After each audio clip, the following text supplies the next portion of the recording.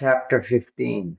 The Congressman, a former state attorney general, a vigilant opponent of the incursion of the Cosa Nostra into his beloved Silver State, and also, for what it's worth, a rancher whose property lay downwind of Toontown, first receiving his grim diagnosis in the hospital's newly completed Vito Corleone wing. When he went back to Washington, he got a second opinion from a specialist. The news was the same. The big C, lymphatic, inoperable, 6 months to live. He chose to keep his illness a secret and fight it. If anyone was tough enough to lick the big C, it was that big ox. A year later, and 80 pounds lighter, he died. As so often happens, the person whose constitutional responsibility it was to appoint a successor was a political rival of the deceased. The governor asked Thomas F. Hagen, a prominent Las Vegas attorney and financier, to abandon his long-shot bid for his party's Senate nomination and accept the appointment to Congress. Mr. Hagen graciously agreed to put aside his plans for the chance to serve the good people of the state of Nevada. The appointment was unpopular. The issue was less Hagen's associates. He was hardly the only politician in that era with such associates than his brief tenure as a Nevada resident. Also, he was a political novice with no record of public service. Every newspaper in the state, without exception, criticized the choice and gave the controversy prominent coverage. The primary added further complication. The late congressman had been running unopposed. Lawsuits abounded, but the November general election was shaping up as a contest between Tom Hagen and a dead man. To build power, sometimes one must control those who seem least powerful. This was the secret of the Corleones' ability to control judges. Although corruption and venality thrive in all classes of men, the normative judges, the public might be relieved to know, is more honest than the normative human being.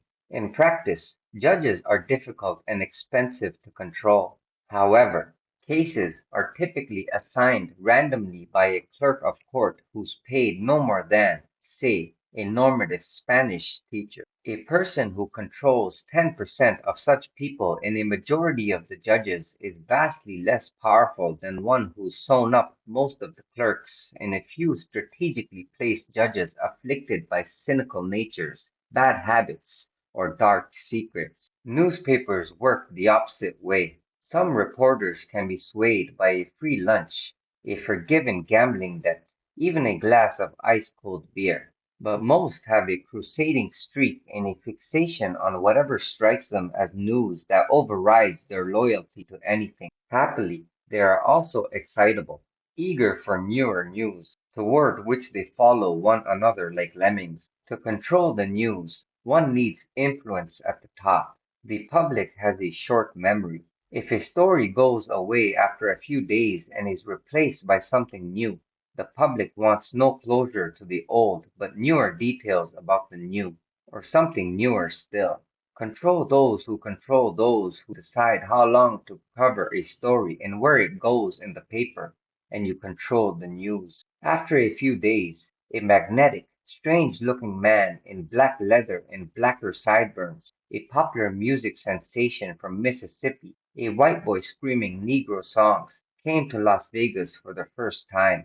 Hagen was supplanted on the front page and in the public's imagination by gleeful news of the hillbilly sensation's poor performance and speculation about whether this signaled an end not just to the young Hicks' career but also to the whole vulgar, allegedly communistic fad known as rock and roll. The day Hagen was sworn in and flew to Washington to assume his duties, the only mention of him in any Nevada paper was a story by one dogged reporter from Carson City, who, from the wilderness of an inside page, tried to sort out the legal battle over the congressional contest. The late congressman's party was beset by infighting and injunctions and seemed increasingly unlikely to be able both to pick a candidate and to get that candidate onto the ballot in time.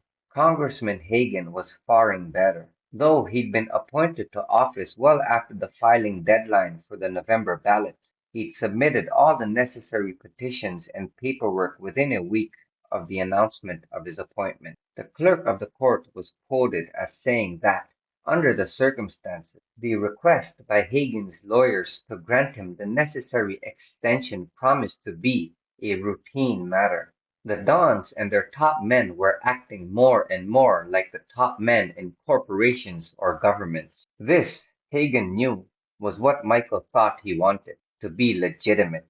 Michael was continuing down this road without Hagen's advice. Until it was sought, Hagen would keep his reservations to himself. Unlike Hagen, Michael had never worked for a corporation. In this business, who gets hurt who hasn't brought it on himself?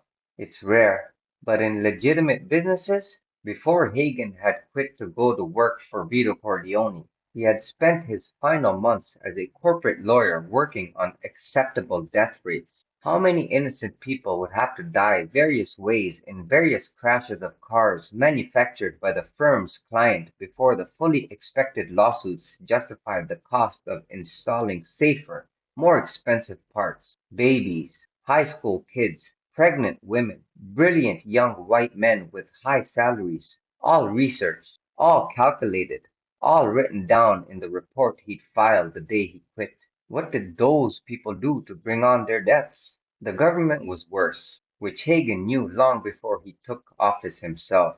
Remember the Maine? All a big lie concocted so the United States could go to war under false pretenses and the men in charge could make their rich friends richer, including the newspaper moguls who self-servingly spread the lie in the first place. More people died in that trumped-up war than in every mafia conflict put together. It's only the negative stereotypes about Italians that make people think they're a threat to the average Joe. The government, on the other hand, wages non-stop war on the average Joe, and the suckers just eat their bread, go to their circuses, and keep on pretending they live in a democracy, a lie so cherished they can't grasp the self-evident that America is run entirely via backroom deals involving the rich. In almost every election, the richer candidate defeats the poorer candidate. When the poorer candidate wins, it's usually because he's agreed to be a stooge for people richer than the ones who backed his opponent. Go ahead, try voting the bastards out. See what happens. More to the point, see what doesn't. That ought to be his slogan. Hagen for Congress. See what doesn't happen. Hagen doubted that the world had ever seen a better racket than the American government. It's hard to sue the government, for example, and even if you win, so what? Here's $1 million. Then they raise taxes 2 million. Plus, with businesses, someone somewhere has to buy their crummy product. What are people supposed to do about the government? It's yours. It's you. You're stuck with it. End of story. For years, Hagen had been working out deals with politicians, looking into their dead eyes and seeing what soulless opportunists those men had become, long before Hagen ever set foot in their offices to explain whatever mutually beneficial arrangement they would have little choice but to accept. These men, and very occasionally women, accepted without objection, thanked Hagen, shook his hand, smiled those public servant smiles, and told him to come back any time. If Hagen ever looked in the mirror and saw that look in his own eyes, he might just have to put a bullet between them. He'd never expected to hold elected office outside the state of Nevada, and was reluctant even to do that, and he never would have if not for the unforeseen opportunity provided by his predecessor's death.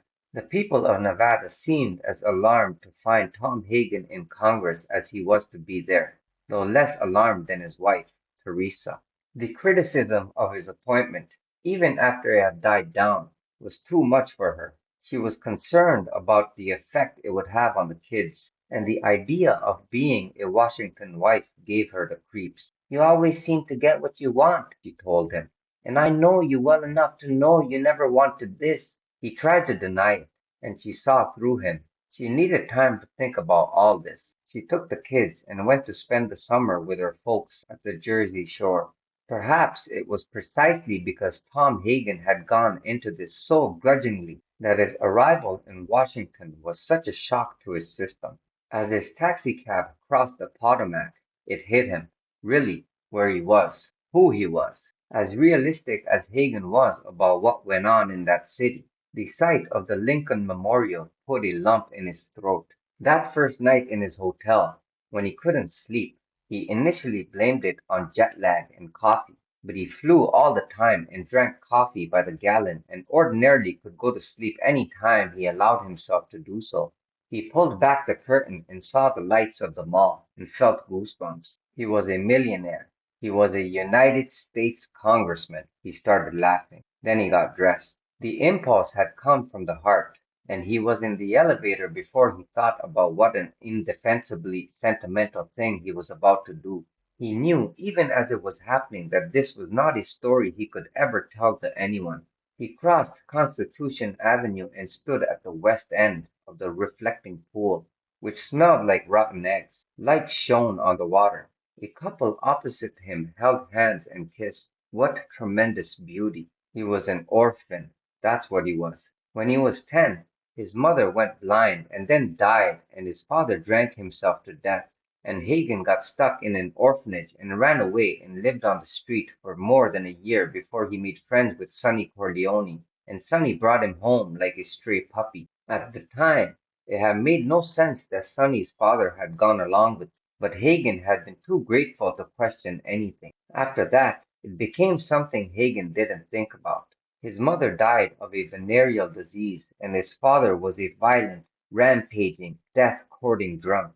Hagen was an expert about not talking about things or thinking about them a long time before Vito Corleone honed and harnessed those skills. But that night it suddenly hit him. Vito had been an orphan too, taken in by the Abandonos at about the same age as Hagen was taken in by the Corleones. Vito grew up in the same house as the man who would become his consigliere. Vito had recreated a mirror image of that dynamic in his own house, as first Sonny and then Michael used Hagen in that role. Hagen turned around slowly, arms out, taking it all in. The Lincoln Memorial, the Jefferson Memorial, the Washington Monument, the Capitol, and, above it, the seemingly random stars that had somehow aligned for that to be his new place of business. Hagen stayed where he was, at the west end of the pool, both reflected and reflecting, and kept turning around. He didn't believe in God, an afterlife, or anything mystical, but at that moment he did, without a doubt, feel the presence of the dead, heavy and literal as a block of ice. Washington, Jefferson, and Lincoln, the late congressman, Sonny and Vito Corleone, Bridget and Marty Hagen, those untold thousands of men who'd taken bullets in the head and heart for something bigger than their own immediate families and interests. All the people whose lives had been laid down so that he could have his, so that, for however long, he would find himself here, transformed into some excellent gray-haired stranger named Congressman Thomas F. Hagen.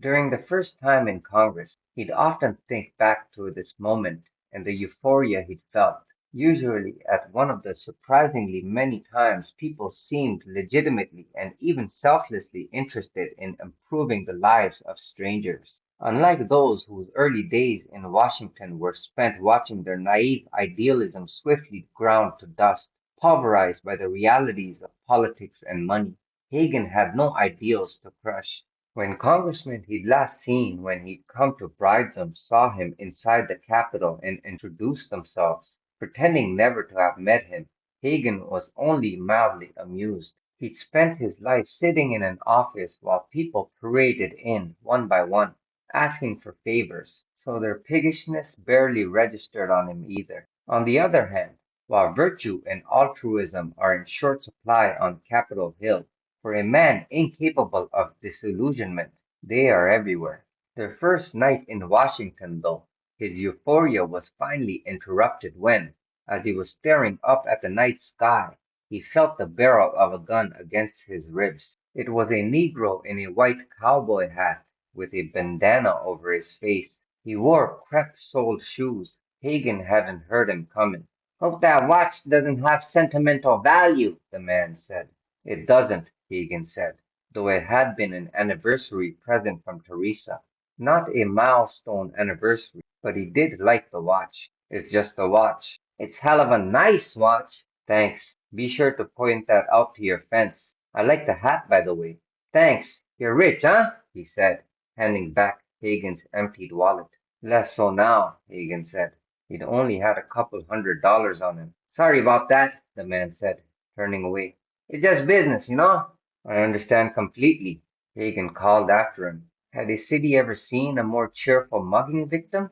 Good luck to your friend. Hagen, being Hagen, had left plenty of time for the drive from Teresa's parents' house in Asbury Park down the shore to his parents' national convention in Atlantic City. And it was only after he hit Atlantic City and the traffic was rerouted and snarled that he had any reason to check his watch. He had replaced the one that had been stolen with a replica of it so he wouldn't have to say anything to Teresa. But he'd left it on the nightstand. He could picture it. It was right next to his convention credentials. He slammed the steering wheel with the palm of his hand. It had been ridiculous not to get a hotel in Atlantic City, but he'd been trying to bring Teresa around, and it had been great to see the kids. Even the boys had been glad to see him, shooting baskets in the driveway and talking about girls and cars and even that barbaric, tuneless music they loved. It had all worked out great. Teresa was coming home at the end of the summer. Hagen hadn't been sure she would, and had even said she would consider showing up at various campaign events, so long as Tom wrangled her an appointment to the board for the proposed new Museum of Modern Art. But he'd underestimated how much the drives back and forth would take out of him. And of course, naturally, the day the traffic was the worst was the only day he really had to be there. And it also just figured that, spread so thin, he'd forget things. If he hadn't tried to do so much in such little time, he'd have traveled with his chief of staff, an unlikable but witheringly efficient young Harvard graduated twit recommended to him by the governor, and Ralph would have made sure that he had everything, no matter how distracted his boss had been by running out to the beach for the last-minute swim with his daughter. Hagen had no idea how long he'd been beating the steering wheel when he caught sight of himself, red-faced and sweating, a heart attack waiting to happen. He took a deep breath. He pulled out a comb and put himself together. With no parking pass, he took a spot far up the boardwalk from Conventional Hall. By the time he got there, he was soaked with sweat, so disheveled that, despite several inventive tactics with different gatekeepers, he failed to talk his way into the hall in time to see Governor James Kavanaugh Shia's nominating speech. From the roar of the crowd, it seemed to be going well. For the first time, Hagen noticed the words carved into the hall's limestone facade. Concilio e prudentia, Latin, counsel and prudence, concilio, prudenza.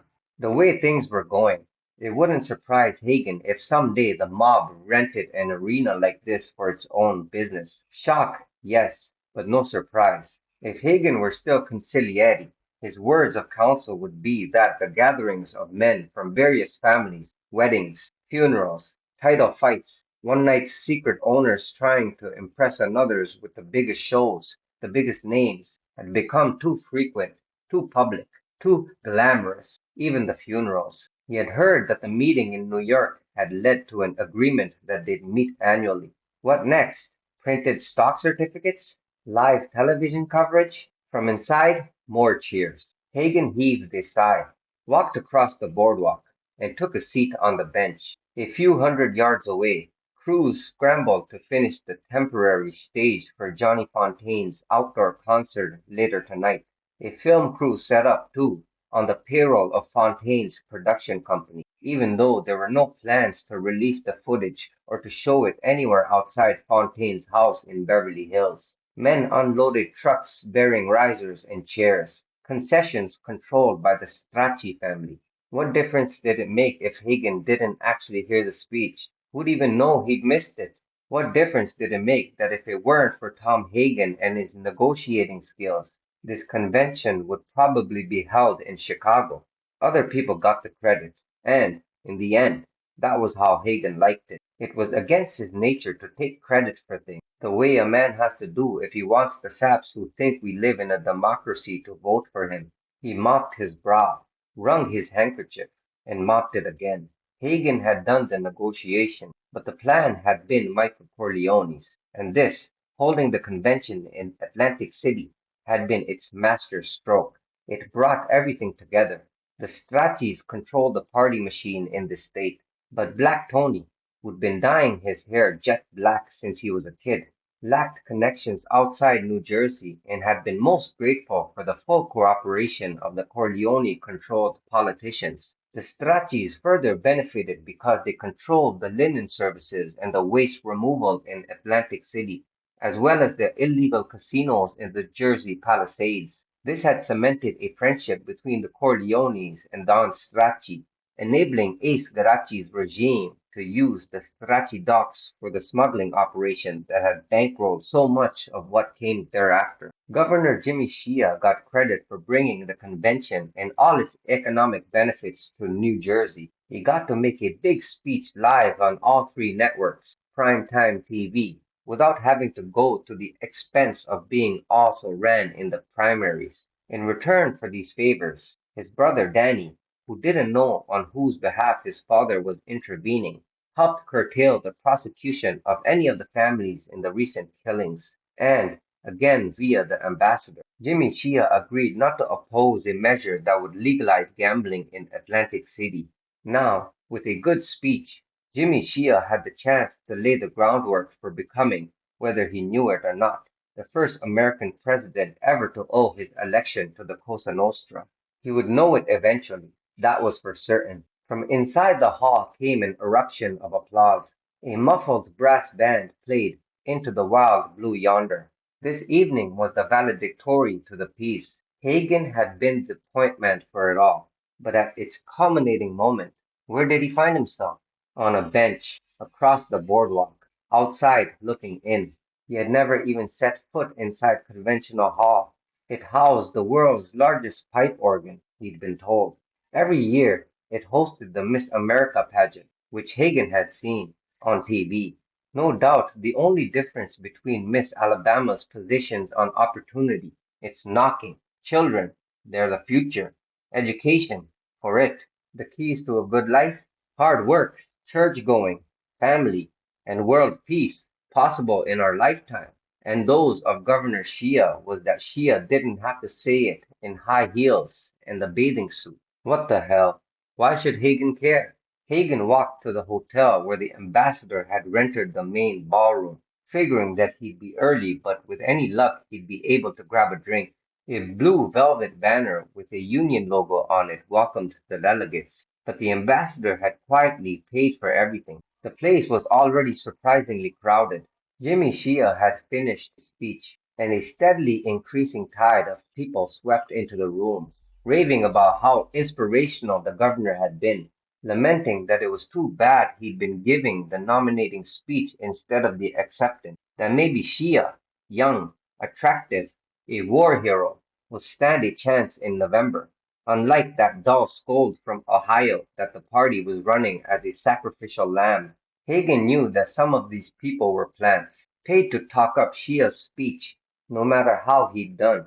He also knew that Shea's war heroism, while genuine, had been exaggerated in the public's mind by the amount and nature of the news coverage had received it at that time.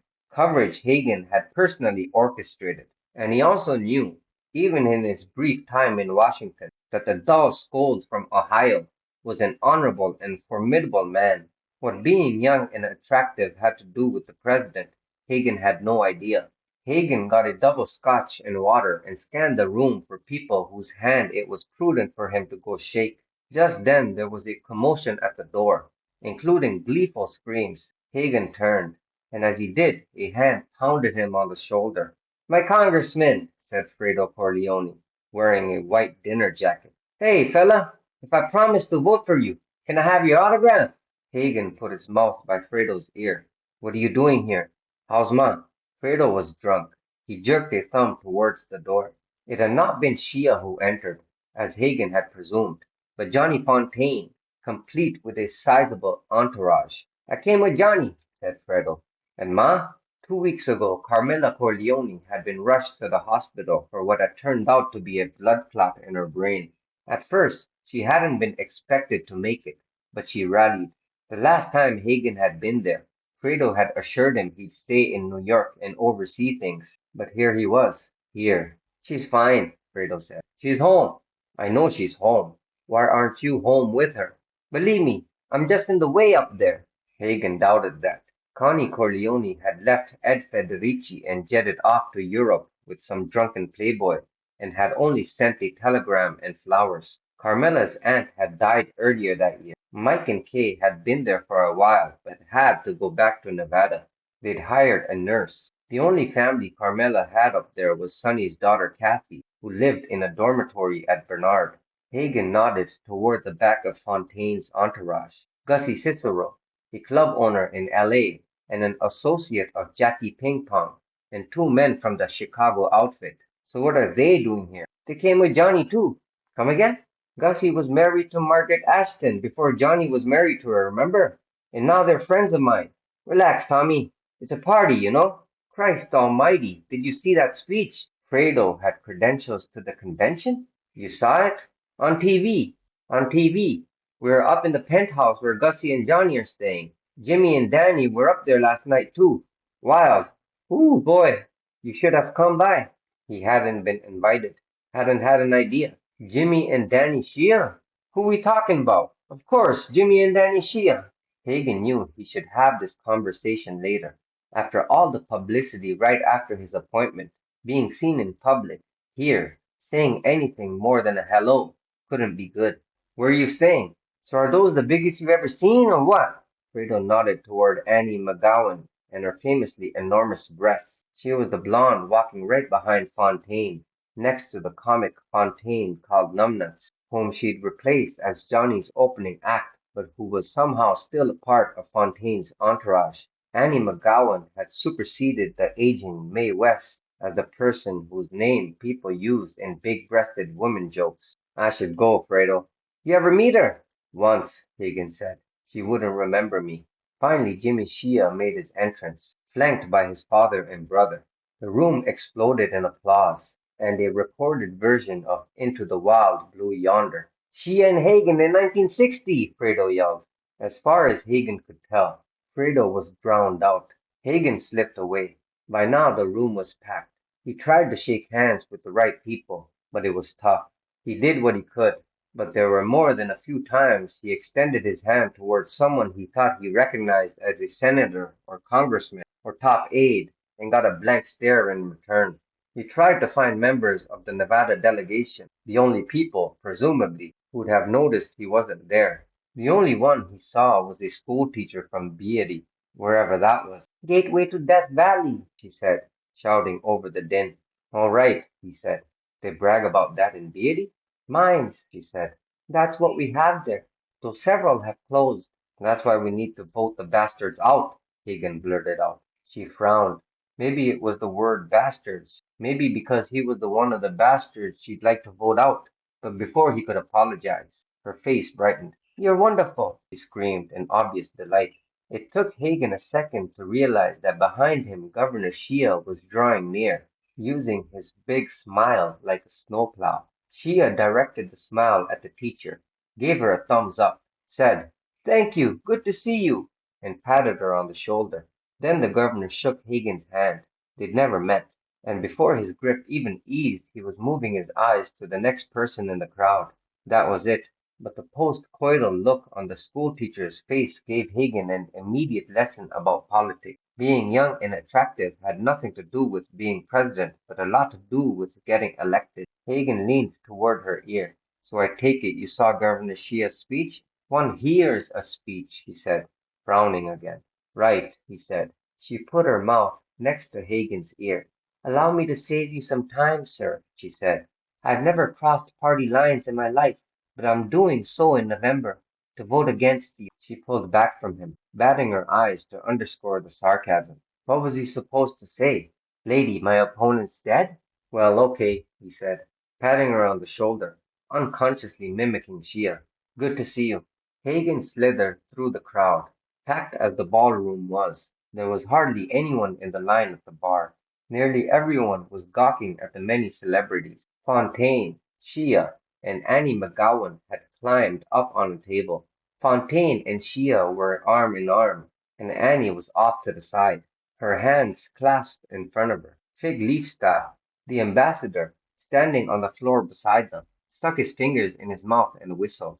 It was hard for Hagen to look at him and not think of him standing naked and sunburned in his swimming pool. Fontaine asked everyone to please join him as they sang America the Beautiful. A few years ago, Hagen had taken Andrew to FAO Schwartz to see Annie McGowan, back when Andrew was still little and her puppet show, Jojo, Mrs. Cheese and Annie, was just starting. Last year, about the time Annie left Danny Shea, who was married anyway, and she and Johnny Fontaine became an item. She had quit her TV show to become a singer. Shea climbed down from the table, waving. Fontaine and Annie stayed, belting out a show tune that originally had celebrated another state and now sported lyrics extolling the virtues of New Jersey. Hagen pulled out the index card on which his chief of staff had, in tiny, perfect handwriting, listed what parties to attend tonight, including meticulous directions, names of people to see, even conversational prompts. Screw it. He'd seen enough, had enough. Hagen was going back to Asbury Park to see his family. On his way out, he saw Fredo sitting in the lobby, talking with the two Chicago guys and a man in a plaid coat, Morty Whiteshoes, who worked mostly in Miami. You leaving, Tom? Fredo called out. Tom motioned for him to stay seated. Catch you later tonight. No, hold on, Fredo said, excusing himself. I'll walk with you. Be right back, guys. Fredo fell in beside him on the crowded boardwalk. Hagen walked faster than he would have needed to. I need to ask you something. It's taken care of, Hagen said, presuming this was about the mess last year in San Francisco. Forgotten, okay? So forget it. Look, did Mike ever say anything to you about this idea I had? Fredo said. This vision, really, where we'd get a law passed so you couldn't bury nobody in New York, any of the boroughs, or Long Island, too. Keep it down. Instinctively, Hagen looked around. I don't mean that kind of body burying, Fredo said. I'm talking about regular, you know? Everybody. You get a zoning thing passed so that. No, Hagen said. You know I'm out of that end of things. Listen, I really have to go. He cut in front of Fredo and walked backward, hoping to put an end to them. Tell Diana I said hello, all right? Fredo stopped and looked puzzled, though it might have been the sunglasses. Hagen couldn't see his eyes. Diana, Hagen said. Your wife. Ring any bells? Fredo nodded. Tell Teresa and the kids I love 'em, he said. Don't forget, okay? There was something about the way he said it that Hagen didn't like. He pulled him aside, into an alley. You okay, Fredo? Fredo looked down and shrugged, like one of Hagen's sulky teenage boys. You want to tell me more about what happened in San Francisco? Fredo looked up and took off his sunglasses. Fuck you, okay? I'm not answerable to you, Tommy. What sort of twisted Hollywood bullshit have you gotten yourself into, Fredo? What did I just say? I don't have to answer to you, alright? Why the hell are all of Fontaine's friends either sleeping with women he used to sleep with, or else used to sleep with the women he's sleeping with? Say what now? Hagen repeated himself. That's low, Tommy. It was. Forget it, Hagen said. No, I know you, Fredo said, closing in on Hagen, backing him against the wall of the alley. You don't forget jack shit. You'll keep turning it over in your mind until you think you got a solution, even if there is no solution. Or the solution so simple you couldn't stand it because you wouldn't get to think about it over. And here he jabbed Hagen in the breastbone. And over again, and over and again, and over again. Hagen had his back against a sooty brick wall. Fredo had been a violent little kid for a while, and then that part of him just disappeared until he beat up that queer in San Francisco. I should go, Hagen said. All right, I need to go. You think you're so fucking smart? He gave Hagen's chest a little shove. Don't you? Come on, Fredo. Easy, huh? Answer me. Do you have a gun, Fredo? What's wrong? You afraid of me? Always have been, Hagen said. Fredo laughed, low and mirthless. He reached up, open-handed, and gave Hagen's cheek something harder than a pat and softer than a slap. Look, Tommy, Fredo said, it's not complicated. What isn't? Hagen pursed his lips and nodded. It's not, huh? It's not. Fredo had onions and red wine on his breath. He had missed the spot on his neck, shaving. See, when you're a pussy hound like Johnny, all of your friends are pussy hounds too. It's bound to happen. Believe me, there's only so much quality pussy on earth, and eventually the numbers catch up with a guy, you know? In theory, Hagen said. Yeah, sure, I know. Fredo stepped backward and put his sunglasses back on. Next time you talk to Mike, he said, tell him I got a few more of those details worked out on my idea, aight? Come on, Fredo. Like I said, I'm out. Just go, goddammit. Fredo pointed vaguely toward the ocean. You need to go? Go. That night, when Tom Hagen got back to Teresa's parents' house in Asbury Park, his sons were rolling around on the tiny front yard fighting. He got out of the car. The fight was, apparently, about a girl. Someone Andrew had liked first and Frank had kissed. Hagen let it go for a while. But when he saw Teresa coming through the front door onto the porch, he stuck his fingers in his mouth, whistled, then walked into the middle of the fight and separated them. He ordered them to get in the car and then went inside and got his watch. Gianna was watching a TV Western with her grandparents. He picked her up and piled everyone into the car to go get ice cream. Mom and Dad have ice cream here, Teresa said. But Tom shot her a look and she went along. They got to the Dairy Duchess out by the highway just as it closed. Tom Hagen went around to the back door and slipped the owner a 50. And a few moments later, the Hagen family was sitting together at a sticky green picnic table under a yellow vapor light. A family. Gianna, nothing if not her father's daughter, ate her cone as fastidiously as a charm school headmistress, not spilling so much as a sprinkle. Teresa's sundae melted as she dabbed at Andrew's puffy face with a spit-dampened paper napkin. Andrew had something with a brownie inside. Frank wolfed down a banana split in a red plastic boat-shaped dish. Tom just had coffee. When everyone had finished, Tom Hagen rose and stood at the head of the table and told them they were going to spend the rest of the summer in Washington as a family. Before school started, they'd all drive back to Nevada together as a family. When he lost the election to a dead man, as he felt fairly certain he would, they would confront that too. And how? Gianna's hand shot up. As a family. Atta girl, he said, kissing her on top of her red head. I know this hasn't been easy for any of you. I know that the papers have said some crazy things, and I know people have said things to your face that are worse. But we're in this together. For now, I am a United States Congressman. It's an honor, a privilege, a miracle, really. An experience I want you all to remember for the rest of your lives, our lives. His children turned to look at Teresa. She took a deep breath and nodded. You're right, he said, and I'm sorry I haven't been. No need, Tom said, waving her off. I understand completely. He didn't so much forget to tell Teresa and the kids that Fredo loved them as he never found the right moment to do it. The next day, they got in the car together and drove to D.C. By the time they got there, Ralph had moved Hagen's things into a bigger suite and drafted an intern to act as a tour guide. They saw every monument, got behind the scenes tours of the Supreme Court and the Library of Congress. They went to every museum, and Teresa, who had an art history degree from Syracuse, seemed happier than she'd been in years. Tom and the boys played basketball at the congressional gym and got haircuts from the congressional barber. Ralph even arranged a visit to the Oval Office as a family to meet the president. Better yet, Princess, the president's collie and the relative of the dog who played Lassie on TV, had given birth to a litter of puppies and the Hagens were going to get one. They walked from their hotel together and were caught without umbrellas in a downpour. In the picture taken by the official White House photographer, the Hagens, as diminished looking as a family of dripping wet cats, standing flanking the president, who looks like a man trying to smile through an untimely bowel spasm. Little Gianna holds up the puppy, Elvis they ended up calling it, grimacing, her eyes on the airborne green bean-sized puppy turd that seems destined for the president's coffee cup. Tom ordered the biggest print of the photo he could get.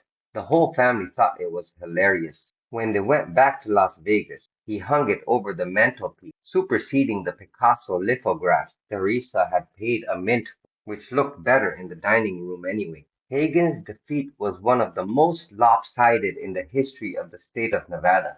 By far the most decisive victory the dead had ever exacted from the living, at least at the polls. Again and again, whether at meetings of the Kiwanis, Rotary International, the United Mine Workers, the Teachers Union, or the Cattlemen's Association of Nevada, Hagen had proven to be a stiff, humorless, and unpopular speaker. He was an observant Irish Catholic lawyer in a state run by Baptists and agnostic cowboys. The first time Hagen had really seen his home state was when he began campaigning in it. There were transients and flea-bitten rescue missions who spent more time in Nevada than Tom Hagen. His debate with the congressman's fierce and tiny widow had been a hideous mistake, but one Hagen had made out of desperation, a last-ditch effort, since all indications, even at that point, pointed to him as a hopeless long shot. The same poker-faced persuasiveness Hagen had deployed so effectively in delivering hundreds of unrefusable offers came across on TV as frankly reptilian. Nevada has more species of lizards than any state in America. It's a place that knows reptilian when it sees it. Days before the election, a Las Vegas newspaper reported that Congressman Hagen had not only been the attorney for reputed mobster Vito the Godfather Corleone, as was widely known, but also his unofficial ward, which was not. According to the story, Vito's surviving children sometimes even called Hagen their brother. Hagen denied nothing. He cited himself as one of the thousands of charitable efforts made by members of the Corleone family, along with the largest wing of the biggest hospital in Nevada and the upcoming art museum, which would soon be the best in the country west of the Rockies and east of California. He showed the reporter a copy of the Saturday Evening Post article in which the Vito Corleone Foundation was called one of the best new philanthropies of the 1950s, and a spread in Life that featured Michael Corleone's heroism during World War II. Hagen pointed out that the Corleones, whom the reporter seemed to regard as criminals, had never, to a person, been convicted of a crime of any sort, not even jaywalking. She asked him about the several times they'd been charged with crimes, especially the late Santino Corleone.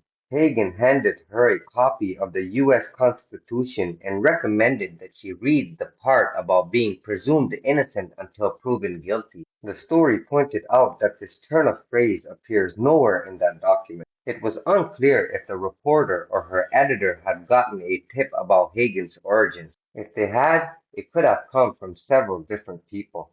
Friends and neighbors Hagen had known growing up. Fontaine, who'd never liked Hagen. The Chicago outfit, who'd been furious about Hagen's appointment. Maybe even, given the crazy way he'd been acting lately, Fredo. It was not inconceivable that the reporter might have figured it out herself. However it happened, neither Hagen nor Michael chose to waste any time trying to figure out such a puzzle, at least for now. What was the point? Even without that article, Hagen had been destined to lose the election, and badly.